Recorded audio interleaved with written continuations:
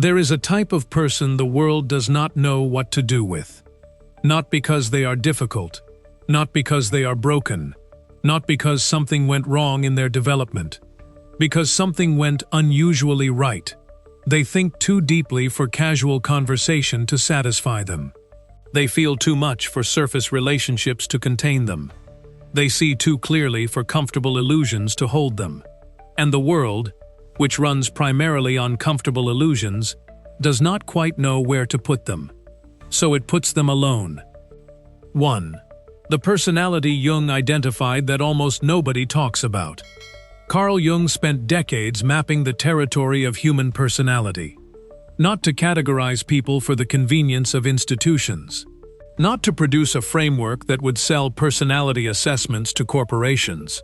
But to understand, with the precision of a scientist and the depth of a philosopher, why certain people thrive in the world as it is, and why certain others find themselves perpetually, inexplicably at odds with it.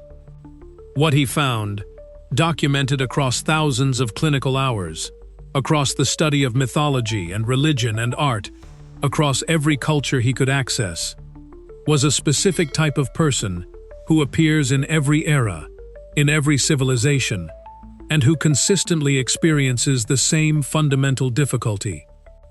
Not external failure. Often these people succeed remarkably in external terms. Not social incompetence.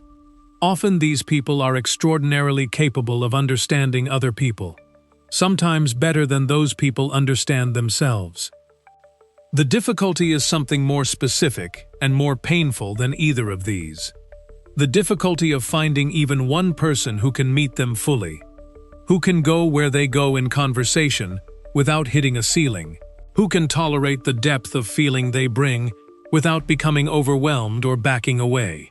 Who can be honest with them at the level they require honesty, the level where nothing is softened to protect comfort. Who can sit in the uncertainty and complexity they inhabit without rushing to resolve it into something easier to hold. Jung called people with this configuration, in various places in his work, the individuated type, the person in the genuine process of self-development, the one for whom the unconscious is not simply a theoretical concept, but a lived, daily, sometimes overwhelming reality. The modern language has many names for related concepts: highly sensitive person, deep thinker, old soul, introvert at the extreme end of the spectrum. But Jung's framework goes deeper than any of these labels, because he was not describing a personality trait. He was describing a psychological orientation, the orientation of the person for whom the interior life is primary, for whom depth is not a preference but a necessity, for whom the question of what this experience means is not a philosophical hobby, but an existential requirement that shapes everything. And he understood, with the compassion of someone who shared this orientation himself, exactly why this person ends up alone. Not as punishment, as the almost inevitable consequence of being configured for a depth that the world in its current form cannot consistently provide. 2. The problem with depth in a shallow world.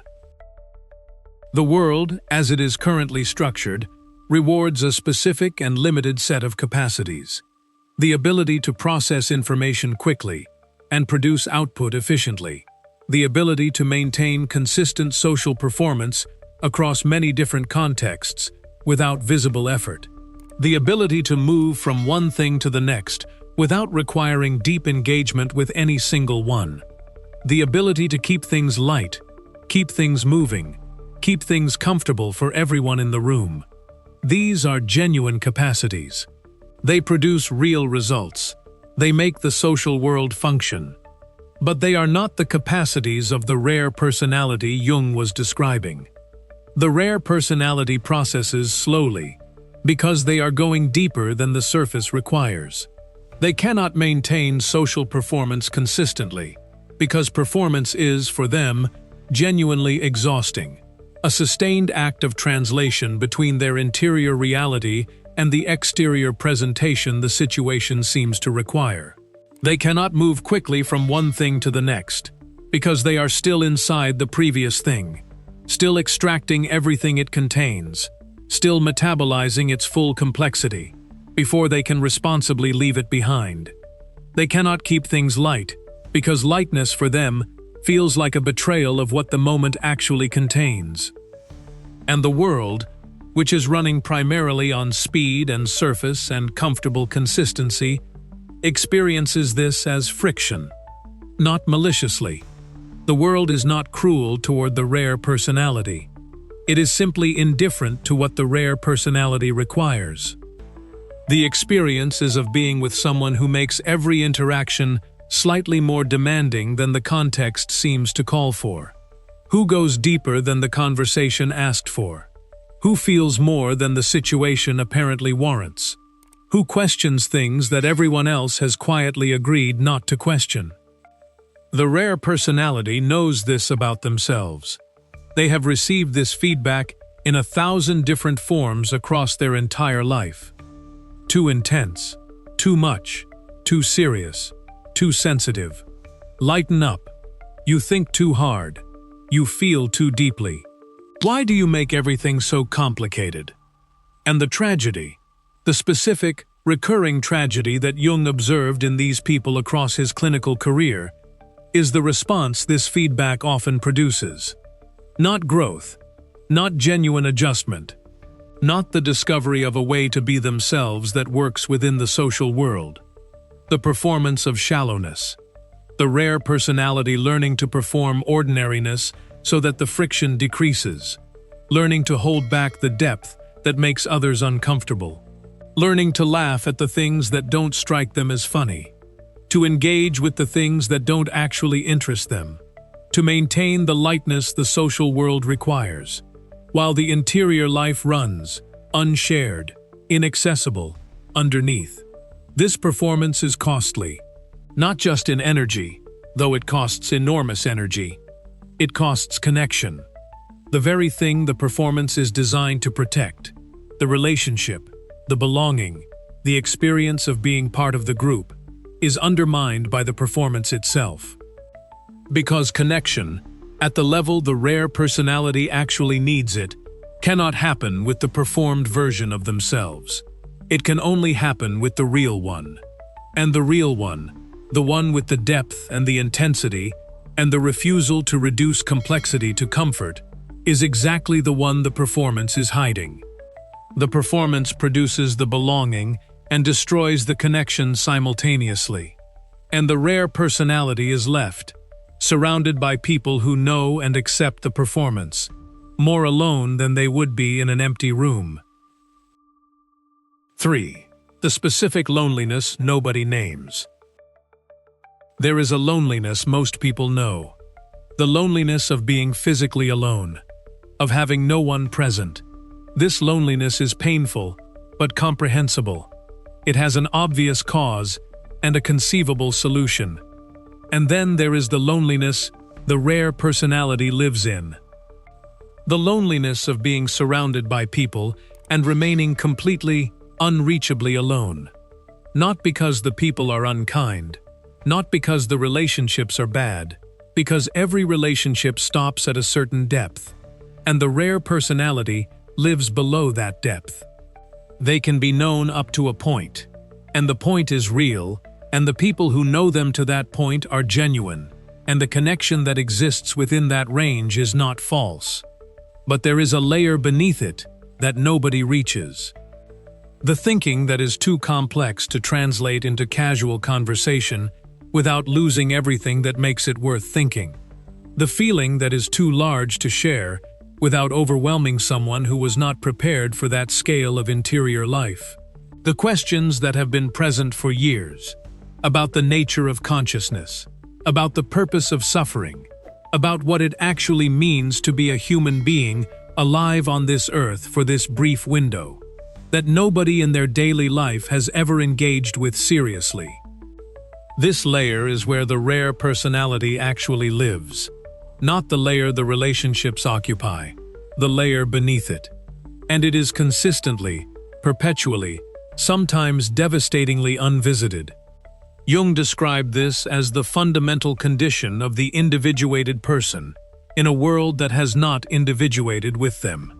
He did not describe it as a problem to be solved by finding better people or trying harder. He described it as a reality to be understood. And understanding it, genuinely, clearly, without self-pity but also without minimization, without the false comfort of pretending it is less real than it is the only starting point from which something genuinely different becomes possible. 4. Why the rare personality forms relationships differently. Most people form relationships through proximity and repetition. They are near someone, in school, at work, in a neighborhood, and they encounter them repeatedly, and gradually, through the accumulation of shared experience, something that functions as friendship develops. And this works.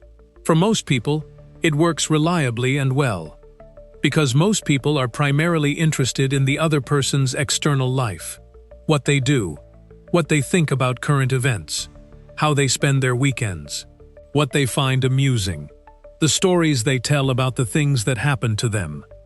This external layer is rich enough to sustain most relationships indefinitely. Most people can spend years, decades, in genuine, satisfying connection at this level.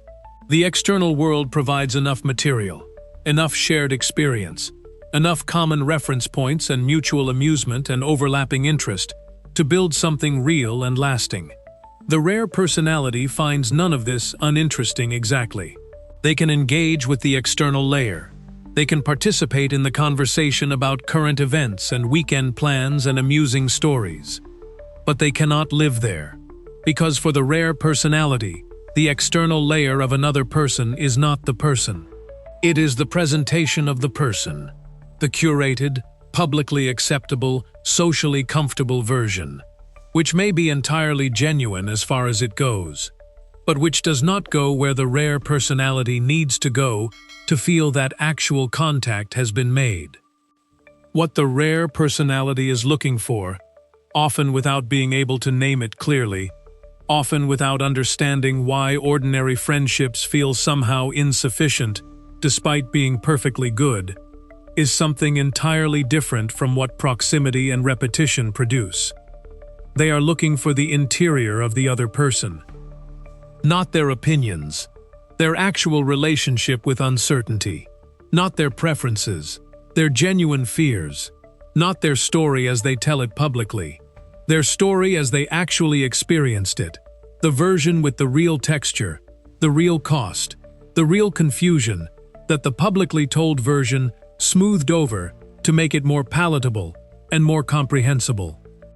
They want to know what the other person actually thinks at 3 in the morning when the performance has stopped and the comfortable narratives have fallen away, and there is just the raw, unmanaged reality of what it is to be that particular person, alive and conscious and uncertain, trying to make sense of something that doesn't entirely make sense. This is what the rare personality means when they talk about real connection. Not a deeper version of the same thing most people experience. A categorically different thing. And the categorical difference is exactly what makes it so difficult to find and so devastating when it isn't found. Because the rare personality cannot simply settle for more of the external layer. More shared experience, more common history, more accumulated familiarity. These things deepen what is already there, but they cannot produce what isn't. You cannot get to the interior of a person through more proximity. You can only get there through genuine vulnerability on both sides. The specific, mutual, simultaneous willingness to be actually seen, rather than to present the acceptable version and receive the acceptable version in return. And this willingness, real, unperformed, mutually available in the same moment, is extraordinarily rare, which means the rare personality is navigating a landscape where what they require is genuinely scarce. Not as a personal failing, not as bad luck, as the structural reality of a social world that runs primarily on the external layer, and has no reliable mechanism for producing the mutual vulnerability that genuine interior contact requires. And in this landscape, the rare personality develops patterns, specific, recognizable, often painful patterns, born not from dysfunction, but from the accumulated experience of navigating the gap between what they need and what is consistently available. The first pattern: going too deep, too fast. The rare personality has been starved of genuine encounter for so long that when something real appears, when they are in conversation with someone and feel, for the first time in months or years, that actual contact is possible, they move toward it completely. Not gradually, completely. They go to the depth immediately. They share what they have never shared with someone they met 3 weeks ago. They ask the questions that most people spend years working up to. They bring the full weight of their interior to the conversation, as though the other person has been expecting it, as though the invitation was explicitly extended. Because for them, it was. They felt the possibility, the opening, the signal, however subtle, that this person might be able to go there. But the other person, who has not been similarly starved, who does not experience the same scarcity, who has not been waiting years for this specific quality of contact, experiences something different. They experience someone who is moving very fast, who is asking for a level of intimacy that, by normal social calibration, has not yet been earned, who is bringing an intensity that the relationship, however promising, has not yet built the container to hold. And they step back, not because they are bad people, not because they don't like the rare personality, because the pace is genuinely disorienting, and the social instinct, healthy, normal, operating exactly as it should, is to slow down when something moves faster than the context supports. The rare personality experiences this stepping back as rejection, as the familiar, devastating confirmation that they are too much, that the depth they need is the depth that drives people away, and they carry this confirmation into the next relationship, and the one after that, each one adding another layer of evidence to the belief that they are fundamentally too much for the world to hold. The second pattern: staying too shallow, too long. Having experienced the too deep, too fast rejection often enough, the rare personality learns to hold back, to wait, to watch, to move at the speed of the other person rather than at the speed of their own interior urgency. This sounds like wisdom. In some ways, it is wisdom. The calibration of depth to the actual readiness of the relationship is a genuine skill. But the rare personality, once burned, often overcorrects. They don't just slow down to match the other person's pace. They stop entirely at the surface, maintaining a performance of ordinary social engagement while their interior remains completely inaccessible, and wait for a signal that the depth is welcome. And the signal, by the norms of ordinary social interaction, almost never comes. Because ordinary social interaction does not have a mechanism for signaling readiness for extraordinary depth. The signal would have to be something like, "I am willing to be genuinely vulnerable with you. I am not performing. I want to know the real thing." And nobody says this. Not explicitly. Not in ordinary social contexts. Not in the language of everyday relationship. So the rare personality waits, and the signal doesn't come, and the relationship develops, through proximity and repetition, through the accumulation of shared external experience, into something genuine and warm and mutually valued. And still entirely at the surface. And after 2 years, or 5 years, or 10 years of this, the rare personality looks at the relationship they have built and feels something that they cannot explain to themselves, let alone to the other person. Gratitude for what is there, and grief for what never developed. Not because the other person failed, not because the relationship failed, because the depth was never invited in, and now the relationship is too established, the roles too fixed, the surface too comfortable, for the depth to arrive without destabilizing everything that was built without it. The third pattern, finding someone who can almost go there. This is perhaps the most painful pattern of all, because it contains the most hope. The rare personality finds someone who can go deep, genuinely deep, who can engage with the interior, who can tolerate the complexity, who can be honest at a level that most people cannot sustain. And the rare personality invests everything, completely, with the totality that their specific hunger produces. This person can go to a level that almost no one else ever has. And for a period, sometimes a long period, the connection feels like arrival, like finally. And then, gradually, then suddenly, the ceiling appears. Not as a dramatic confrontation, not as a clear refusal, as the slow, dawning awareness that this person, who can go so much further than most, who has offered so much more than the rare personality has received from anyone before, has a limit, a specific depth beyond which they cannot go, not because they don't want to, not because they don't love the rare personality, because the depth the rare personality lives in is genuinely beyond where this person's development has taken them. And the rare personality is left in an impossible position. They cannot dismiss what they have. It is real. It is more than they have found almost anywhere else. But they cannot pretend that what they have is sufficient. It isn't, not quite.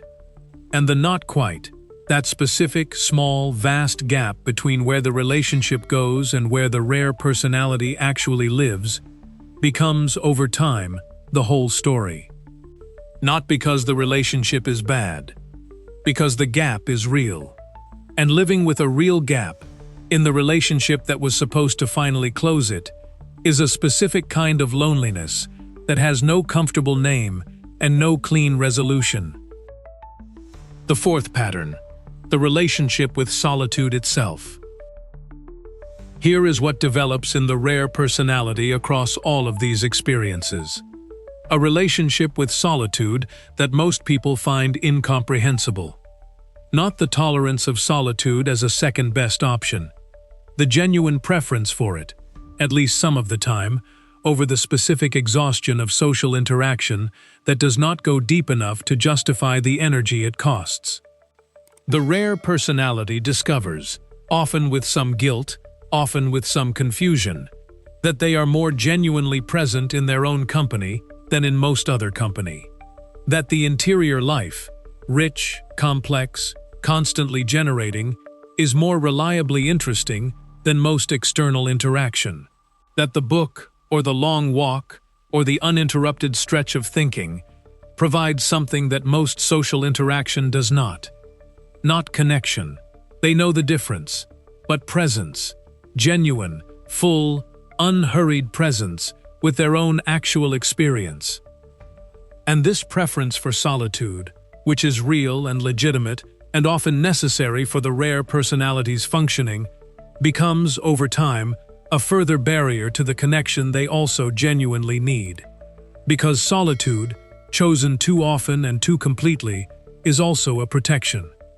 Against the risk of going deep and being rejected, against the exhaustion of performing shallowness, against the specific pain of the almost but not quite connection, against all the ways that reaching for genuine encounter has, in the past, produced something other than genuine encounter. And the rare personality retreats, not into emptiness. Their interior is never empty, but into the safety of their own company, where they are always met at the depth they require, where nothing is too much, where the questions that nobody else engages with can be lived in freely, without apology, without the constant awareness of being more than the social context can comfortably hold, where they are, finally, not alone in the painful sense, but genuinely, deeply, entirely with themselves. What this means, and what it costs. Jung was honest about what this costs. The rare personality who retreats fully into solitude, who gives up on the search for genuine encounter and builds a life primarily in the interior, does not thereby stop needing connection. They stop seeking it. These are completely different things. The need remains, active, present, alive. The seeking stops, because the seeking has cost too much and produced too little, and the calculus of risk and return has shifted past the point where reaching out feels worth the exposure it requires. And the need that is present but not expressed, the hunger for genuine encounter that exists but is not given a direction, does not disappear. It turns inward. It becomes the quality that people sense in the rare personality, the specific, unmistakable atmosphere of someone who is carrying something very large and entirely alone. The depth that attracted people in the first place, and could not be held by the relationships it attracted. Jung's framework does not end here. It does not leave the rare personality in the retreat, but it begins here, with the honest acknowledgement of what has happened and why. Not as self-pity, as the necessary foundation for building something different. Because the rare personality cannot find genuine encounter by accident. They cannot stumble into it through proximity and repetition. They cannot produce it by performing shallowness more skillfully. They can only find it through the specific, demanding, genuinely difficult work of becoming available to it. Which requires, first, understanding exactly what has made them unavailable. And that understanding, clear, honest, without the protection of either self-pity or pride, is what the rest of this conversation is about.